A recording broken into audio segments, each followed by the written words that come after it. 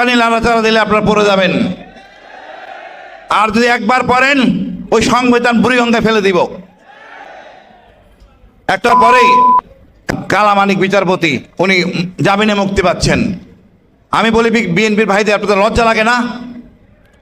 শহীদ জিয়াকে যে লোকটা বলে ভারতীয় পাকিস্তানি গুপ্তচর, সে কিভাবে মুক্তি পায়?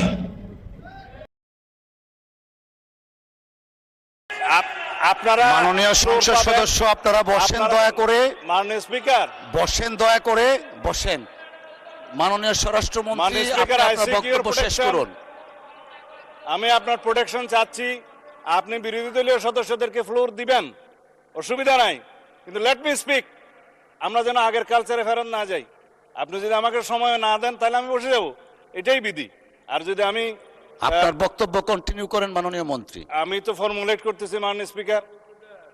মাননীয় স্পিকার, আমি ফর্মুলেট করতেছি যে বিধিতে উনি নোটিশটা দিয়েছেন না, যে বিধিতে উনি নোটিশ দেন আপনি দেখেন।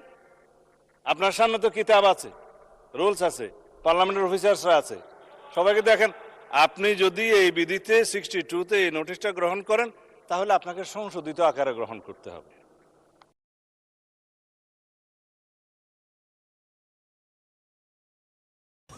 বেগম খালেদা জিয়া তিনি বলেছেন বাংলাদেশে যখন জনতার সরকার প্রতিষ্ঠিত হবে তখন এই 72-এর মুজিববাদী সংবিধানকে ছুঁড়ে ফেলে দেওয়া হবে। এবং আমরা আশা করেছিলাম সেই ছুঁড়ে ফেলে দিয়ে আমরা নতুনভাবে রাষ্ট্র প্রকল্প বিনির্মাণ করব।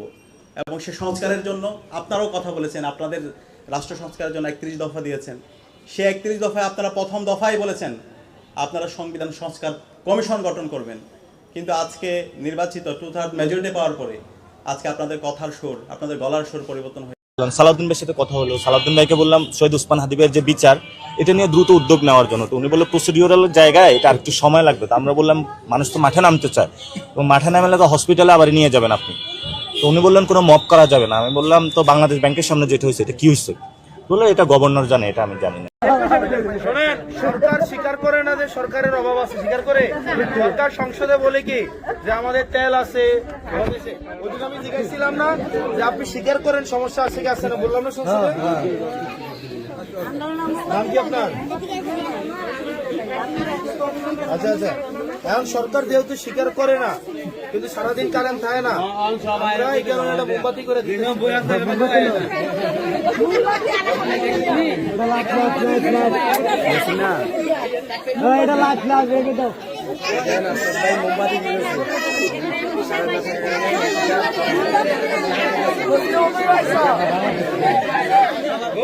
আপনার কাপড়টা সুন্দর আছে। কারো কাছে পরাজয়ের গ্লানি শুনেন। এখন 71 এবং 72 সংবিধান কেন ভালো লাগে না আমরা বুঝি তো মাননীয় স্পিকার। 71 এই দেশের স্বাধীনতার ঘোষণা, স্বাধীনতা যুদ্ধ, মুক্তিযুদ্ধ, বিজয় অর্জন, শহীদ রাষ্ট্রপতি জিয়া, সবই এক কাতারে গাথা। এদেশের মানুষের সর্বশ্রেষ্ঠ অর্জন, বিজয় গাথা। কারো কারো জন্য হতে পারে এটা পরাজয়ের গ্লানি, আমি ওই জায়গায় যাব না। দেখেন নাই, দেখেন কি কয় পোলাপানদের, ছোট বাচ্চা কাচ্চাদের কি কয় শোনেন। তোমার নাম কি? আব্দুল্লাহ মামুন। বেগম খালেদা জিয়ার নাতনি তারেক রহমানের মেয়ের নাম কি?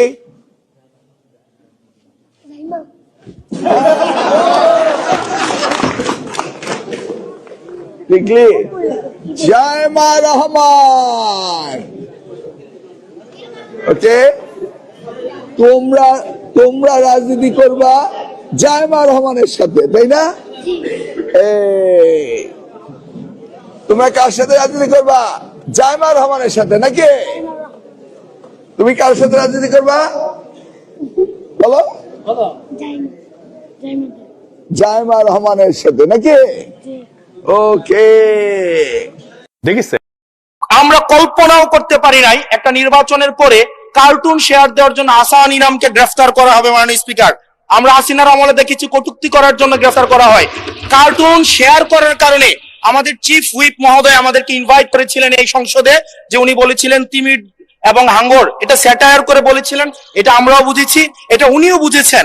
কিন্তু মাননীয় স্পিকার, দুঃখজনক বিষয় হচ্ছে যে এই কার্টুনটি শেয়ার করার কারণে আমাদের মাননীয় চিফ হুইপ মহোদয়ের এক কর্মী মামলা করেছে 25 ধারায়। যে মামলা 25 ধারায় যদি সংক্ষেপে বলি, আপনি মাননীয় স্পিকার, মাননীয় সদস্য, 1 মিনিট মাননীয় স্পিকার, আমরা এমনি সুযোগ পাই না, সুযোগ দেওয়া হয় ঠিক না। আছে, শেখ হাসিনা খারাপ, আওয়ামী লীগ খারাপ, সবকিছুই খারাপ, কিন্তু আওয়ামী লীগ ক্ষমতায় থাকার জন্য আওয়ামী লীগের যত বিধান আছে, নিয়ম নীতি আছে, সবগুলাই আজকে কি ভালো হয়ে যাচ্ছে মাননীয় স্পিকার। ট্রেজারি বেঞ্চের মন্ত্রী দাঁড়ায় বলে আমাদের স্বরাষ্ট্রমন্ত্রী অনেকদিন ঘুমছিলেন, আমরা কি ঘুমের বেদনা বুঝি না? আমাদের মাননীয় প্রধানমন্ত্রী এতদিন নির্যাতন ছিলেন, আমরা কি বুঝি না ঘুমের বেদনা? শেখ হাসিনার মতো স্বজন হারানোর বেদনা এত বেশি বুঝেন, কিন্তু এই ঘুমের অধ্যাদেশ, ঘুমের তদন্ত করতে হলেই আপনাদের শৈলে সরকারেরই অনুমতি লাগবে, সেই আইন করে যাচ্ছেন। আবার বলতেছেন যে হচ্ছে সরকারি কোনো গোপনীয়তার জন্য কাউকে গুম করা হলে সেটা গুম হিসেবে যেন বিবেচনা করা না হয়। এটা তো দ্বিচারিতা ছাড়া আর কিছু না মাননীয় স্পিকার।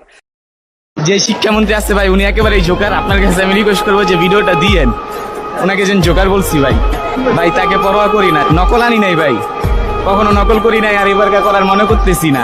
সাইলেন্ট এক্সপ্লের একটা কথা বলছে না, শুধু শুধু এইগুলো করে আমাদেরকে ভয় দেখা দেবো না, আমরা এক আল্লাহ ছাড়া কাউকে ভয় পাই না। 71 সালের স্বাধীনতা যুদ্ধকে তারা মেনে নিতে পারে নাই।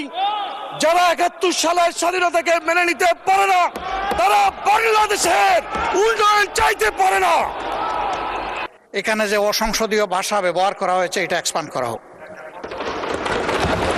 2 নম্বর, একজন সংসদ সদস্য সংসদের ভিতরে দাঁড়িয়ে যে হুমকির ভাষায় কথা বললেন, আমরা এতে আঘাত পেয়েছি এবং আমরা আমাদের ক্ষোভ প্রকাশ করছি।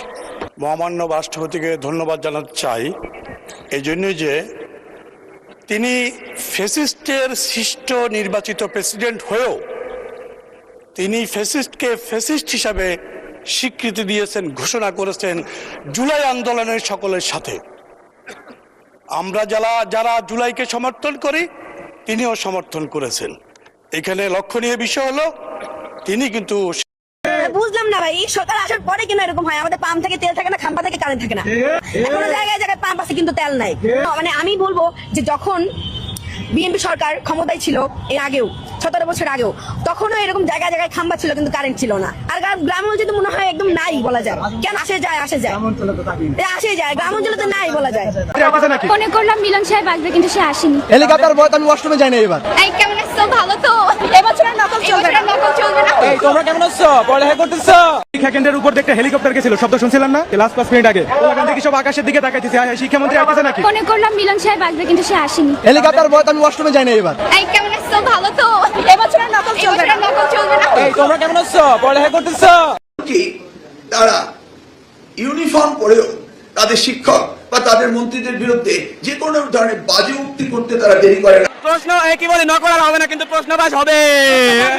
প্রশ্নবাজ হয়েছে, কালকে রাতে প্রশ্নবাজ হয়েছে, আমরা সবগুলো কমন পেয়েছি প্রশ্ন। কালকে রাতে প্রশ্নবাজ হয়েছে, আমি 2000 প্রশ্ন থেকে সবগুলো প্রশ্ন কমন পেয়েছি। এটা আসলে আমাদের জন্য দুঃখজনক, এটা সংসদের রীতি। মাননীয় স্পিকার, আপনি দেখতে পারবেন, এগুলি রেকর্ডেড আছে, আপনি দেখতে পারবেন। আমি এটাই বলার চেষ্টা করছি, আমি খারাপ বলছি না, আমি বলছি যে আমাদের জুলাই যোদ্ধাদের